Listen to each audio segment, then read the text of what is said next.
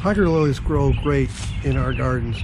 When given full sun, water, and fertilizer, and well-drained soil rich in organic material, they will multiply year after year.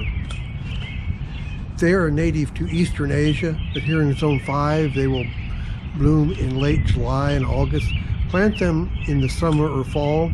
They will grow up to 6 feet tall, have showy flowers with typically orange with black spots. Tiger lilies are hardy in zones 3 to 9.